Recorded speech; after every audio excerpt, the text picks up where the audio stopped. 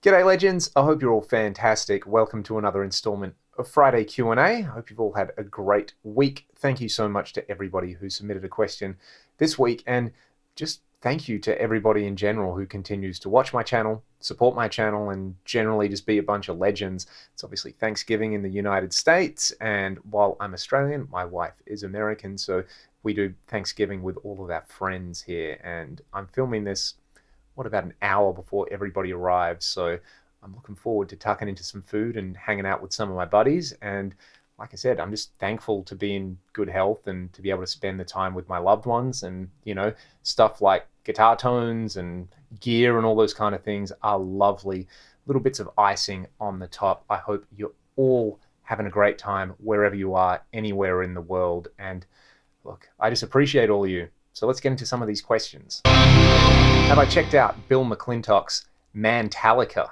So if you're not familiar with Bill McClintock, one of my favorite YouTube channels, basically Bill specializes in doing song mashups. They are incredibly well done. And the one that's referenced in this particular question, Land Down Under by Men at Work, kind of the unofficial Australian national anthem, along with a bunch of Barnsey and Farnsey songs. But, that's a question for another time. And some Metallica, check it out.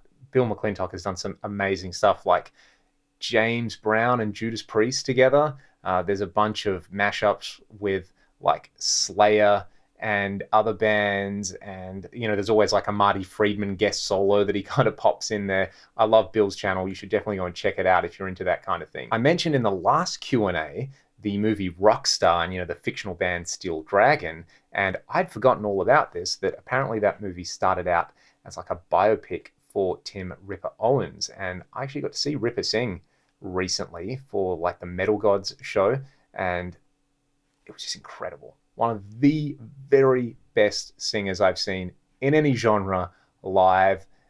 They did basically like half Judas Priest, half Dio, and the Priest stuff was savage. And I got really lucky to go backstage. My buddy Joel and James, they were playing in the band and sort of got to hang out, and Tim was a lovely person as well. So there's that on top of all of it. So yeah, I did mention Steel Dragon. I think Gem and the Holograms. Got no personal connection to the Gem and the Holograms thing, except for Elspeth cosplayed as Gem and then met Alice Cooper at like a Comic-Con or something like that. So I guess that is a little bit of a connection. Small world, hey? What did I grab for Black Friday, and do I have any recommendations?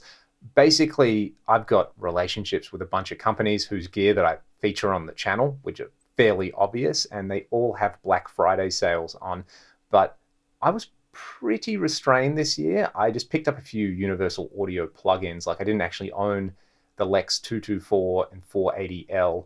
I got their Distressor plugin and a few other things. I had a pretty good deal on that. So that was like the extent of my Black Friday spending.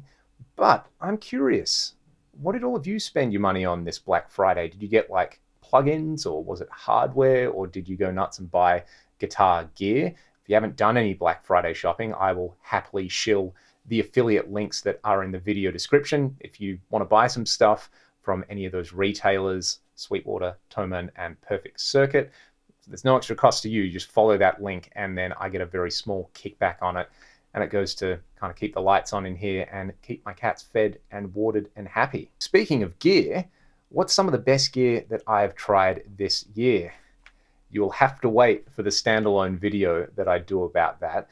But I think what I want to do this year, and I'll probably throw this out on Discord as well, is have like a viewers section, like the people's vote on the best pieces of guitar related gear that's come out this year. So if there's a particular piece of gear that you've got this year that you've been really, really enjoying, I want to know about it. Leave a comment and let me know, and I can mention that when I do my personal best of 2022 gear roundup. This is an interesting hypothetical.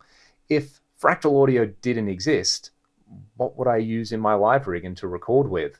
And I guess this is like one of those parallel worlds kind of thing. At the time I got my first Axe Effects, I actually had been playing around with a bunch of modeling solutions, none of which I was really happy with, but I was mostly doing gigs with this like bi-amp rig where I had a dual rectifier and a Marshall DSL, and I had a pedal board with a switcher and Eventide H9 on it and a few pedals. So I might still be using something like an amp and, like an H90 and a MIDI switcher or something like that, I think that would be pretty awesome. Or like, a Mark IV and an H90 would probably do everything that I need.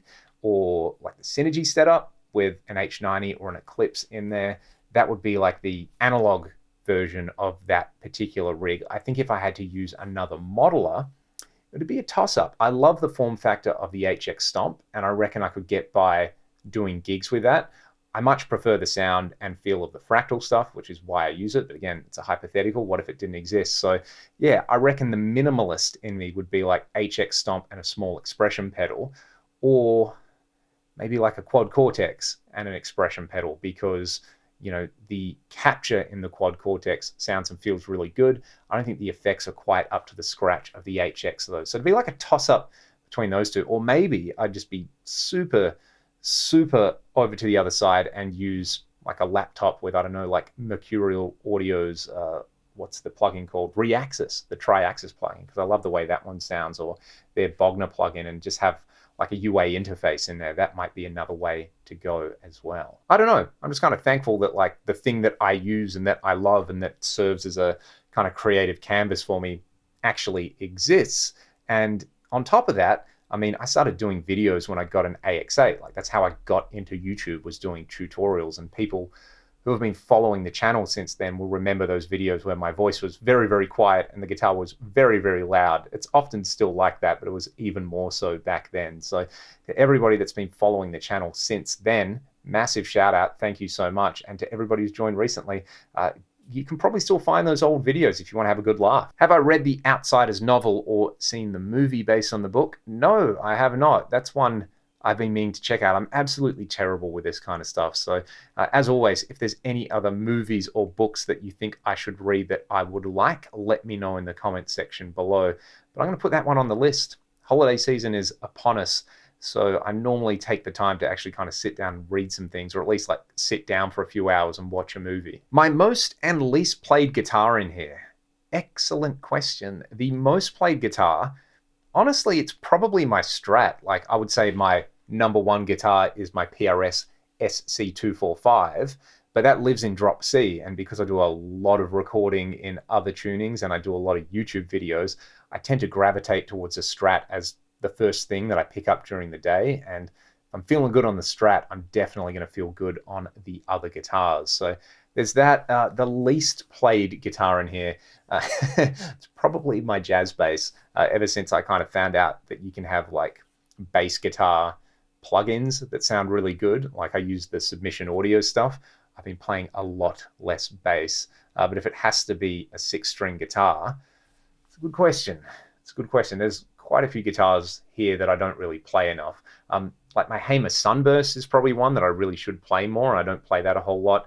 And although I've got a Telly, and I love my Telly, I always grab the Strat first. Last question for the day, and this comes down to an is it worth it kind of question. So I've got an Eventide H90 here that I was a beta tester for, that I've done some videos with, and there's cool pedals like the Meris LVX or the Meris and Chase Bliss CXM. We're talking about pretty hefty chunks of change for these effects processors. Are they really worth the price? Or, am I just sitting over here shilling for YouTube and, just reveling in the hundreds of cents that I'm making in ad revenue from doing those videos? I think it's worth considering. One, just because something might not be worth it for you, that doesn't necessarily mean that it's good or bad value. Like something like the H90, for example, is designed, I think, primarily for people who were using two H9s, who were bugging Eventide for years saying, hey, can you do a 2-in-1 H9 style thing? And they did that, and they added new algorithms, and they improved the processing power, and they added a bunch of routing options, and they just kind of made the whole thing better. And it's cheaper than two H9 Maxes. So that definitely factors into it. I think it's probably appropriately priced based on what it's trying to replace. But then, if you don't need something that can do a whole suite of different effects, if you just need like a simple analog delay and a drive, those solutions already exist. And something like the Meris LVX, which is something I I find really interesting. I want to grab one. I tried to buy one off Reverb recently, and I think it must have been a scammy ad, and like PayPal came through and was like, yeah, this isn't going to go through. So I still want to get an LVX because I'm really interested in delay, and it's like a stereo modular delay thing. I think it's designed to maybe make some sounds that other things can't make. Whether you actually can make those things on other pieces of gear, who knows? But I'm always interested in companies that are kind of pushing the envelope in that regard. And there's also the case of, inflation and parts shortages. And if you're buying something that's designed in the United States or a first world country, for example, you're having to pay wages. And the people who make these things are often highly qualified and in high demand, like DSP engineers and sound designers and, like industrial designers. Like, none of that is cheap. So you're also paying these people's wages and, just helping them make a living by purchasing this gear. That is all part of the cost of a pedal. Sure, you can go and buy, a Tube Screamer clone that's, made overseas for $29 these days. That's awesome. But when it comes to something like, say, an H90 or an Axe-FX or, any of these other high-end things, I think those prices aren't just companies trying to gouge you. I think in some cases in the music industry, there is definitely that price gouge. Often when it comes to instruments, this particular tone wood has this amazing property, so we're going to charge more for it. All those kind of things. But I think ultimately you can have cheap pieces of gear that are bad value and expensive pieces of gear that are good value. It's not just like cheap equals good value and expensive equals bad value. I think that often kind of gets conflated. You definitely have cases of cheap gear that is good value and expensive stuff that isn't great value. But at the end of the day, that's kind of like the marketplace of choice as well. All these options exist. You don't have to go and buy an H90. If you've got an H9 and you like it, keep using it, make music with it. If it ain't broke, don't fix it. I think that's what it comes down to. But at the same time, it's also a pretty inspiring piece of gear, and that's what this channel is designed to highlight. I think I got my point across there. Let me know your thoughts in the comment section below. Have a great Thanksgiving if you celebrate Thanksgiving. If you don't, just have a great week. Leave any of your questions or comments in the comment section below. You can support the channel with the links in the video description. I hope you all stay safe and you're good to one another. See you next time.